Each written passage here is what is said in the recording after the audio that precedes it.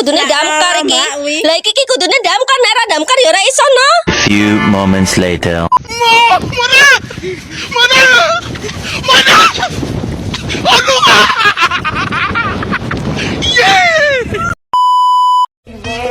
Just a feeling that I want you behind because it's something that is on. You're on my mind, I guess it goes that.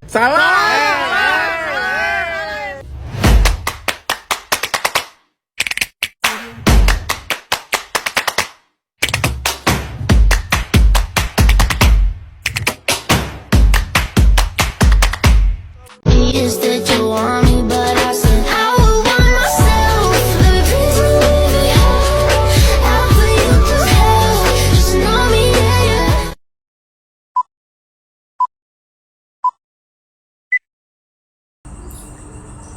Assalamualaikum warahmatullahi wabarakatuh. Saya akan menceritakan dongeng Cindelaras. Pada zaman dahulu, di sebuah kerajaan Jenggala, hiduplah seorang raja bernama Raden Putra. Ia memiliki seorang permaisuri dan selir. Permaisuri adalah seorang wanita yang baik dan sabar. Maka dari itulah Raden Putra sangat menyayanginya. Sikap Raden Putra terhadap permaisuri sering membuat sang selir merasa iri. Raden Putra memiliki kebiasaan menyambung ayam. Ayam-ayamnya sangat banyak dan terpelihara dengan baik. Di setiap pertandingan adu ayam, ayam Raden Putra selalu menang. Tak ada yang bisa menanding ketangguhan ayam-ayamnya Raden Putra. Setiap orang yang ingin menjajal kemampuan pertarungan ayamnya Raden Putra pasti akan pulang dengan kekalahan. Suatu hari, permaisuri sangat gembira saat ia mendapati dirinya hamil. Sudah sekian lama ia menunggu, akhirnya Tuhan mengabulkan doanya. Semula permaisuri ingin membuat kejutan kepada sang raja. Namun berita kehamilannya terdengar oleh sang selir. Maka sang selir pun merasa iri dan ia membuat rencana jahat dengan tabib istana. Sang selir pura-pura jatuh sakit agar dirinya dikasihani oleh Raden Putra. Raden Putra sangat mengkhawatirkan keadaan sang selir. Ia pun bertanya kepada sang tabib sebab sakitnya sang selir. Penyakit apa gerangan yang menimpa sang selirku? Sang selir keracunan makanan, ucap tabib yang diberikan oleh permaisuri. Mendengar jawaban sang tabib tersebut, Raden Putra marah besar kepada sang permaisuri. Ia segera memerintahkan pengawal pribadinya untuk membunuh permaisuri. Ampun Paduka, saya tidak pernah melakukan hal buruk kepada sang selir. Percayalah pada hamba, ucap sang permaisuri. Kemudian sang selir memotong pembicaraan dan buru-buru berkata, "Dia bohong Paduka.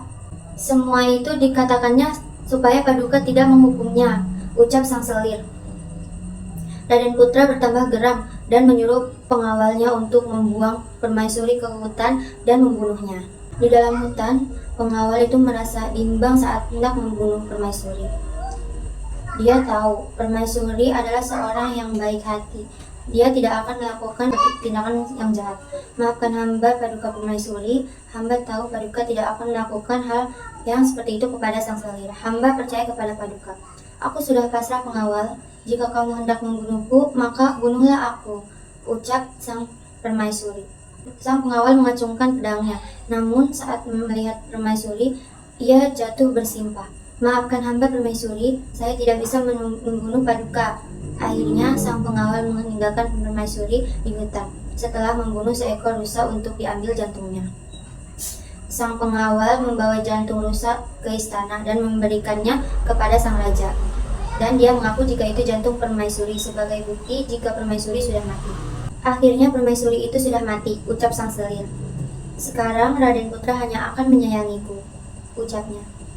Waktu sudah berlalu. Perut sang permaisuri semakin besar dan ia pun melahirkan di dalam sebuah pondok sederhana yang dibangun pengawal untuknya. Seorang bayi laki-laki telah lahir dan diberi nama Cindelaras. Permaisuri mendidiknya dengan sangat baik, layaknya seorang putra mahkota. Cindelaras tumbuh menjadi anak remaja yang cerdas dan pemberani. Suatu hari, Cindelaras bermain di hutan dan menemukan sebuah telur ayam. Dia membawa telur itu ke rumahnya dan merawatnya. Telur itu pun menetas. Cindelaras senang bukan kepala. Dia rajin memberi makan ayamnya, yang segera menjadi ekor ayam jago yang gagah. Saat Cindelaras memandikan ayam itu, tiba-tiba ayam itu berteriak, "Tuanku bernama Cindelaras, tinggal di hutan rimba. Siapa sangka dia putra dari Raden Putra." Cindelaras terkejut mendengar suara ayam jagonya. "Hah? Apa yang kau katakan itu?" Dia pun melaporkannya kepada sang ibunya. Sang permaisuri akhirnya menceritakan semuanya kepada Cindelaras tentang kenapa mereka bisa terlantar di hutan. Cindelaras menjadi marah mendengar cerita ibunya. Dia bertekad hendak membalas dendam kepada sang raja. Bersama ayam jagonya, Cindelaras yang masih remaja pergi ke kota untuk menemui sang raja. Dari berbagai ajang adu ayam, Cindelaras selalu menang. Segera saja ayamnya menjadi terkenal. Berita itu terdengar di telinga Raden Putra. Beliau menjadi penasaran dan memerintahkan pengawalnya untuk mencari Cindelaras. "Siapa Cindelaras itu?" "Pengawal, coba cari dan bawa dia ke kerajaan." "Baik, Baginda Raja, hamba akan membawa Cindelaras ke hadapan Baginda," ucap sang pengawal. Cindelaras pun sampai di istana bersama ayam jagonya. Raden Putra heran dengan sikap Cindelaras yang sopan layaknya seorang bangsawan. Beliau pun menantang ayam jago Cindelaras untuk bertanding dengan ayam kerajaan. "Cindelaras, saya menantang ayam jago yang kau miliki bertarung dengan ayam jago kerajaan. Apa kau bersedia?" ucap sang raja. Tantangan Raden Putra tersebut diterima oleh Cindelaras. Tapi Cindelaras memberikan satu syarat kepada Raden Putra. "Ampun Paduka, saya mau bertanding adu ayam. Namun jika ayam hamba menang, saya meminta kekuasaan atas kerajaan Jenggala ini." Raden Putra terkejut mendengar permintaan Cindelaras. "Jika ayammu yang kalah, apa kau bersedia memberikan ayam itu padaku?" ucap sang raja. Cindelaras mengangguk. "Saya bersedia Paduka." Raden Putra tersenyum. Dia menyanggupi permintaan Cindelaras.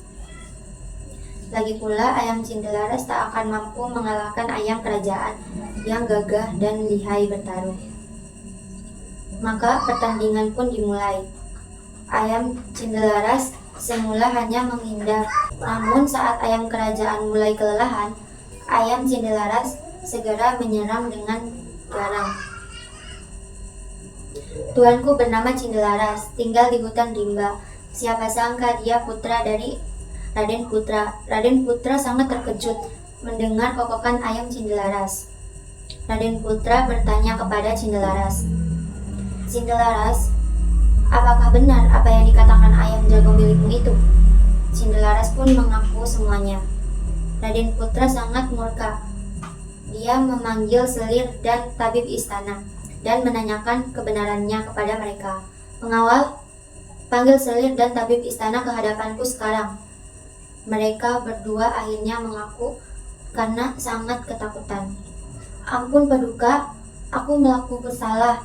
Akhirnya selir itu rukuk pada sang raja, begitupun sang tabib. Akhir bahagia untuk Cindelaras dan sang permaisuri. Mereka berdua bisa kembali ke istana. Raden Putra pun senang memiliki putra gagah berani, sopan, dan memiliki kesenangan yang sama dengannya. Beliau bersyukur permaisuri dan Cindelaras bisa pulang ke istana dan berkumpul menjadi keluarga bahagia. Sekian cerita dongeng dari saya. Wassalamualaikum warahmatullahi wabarakatuh.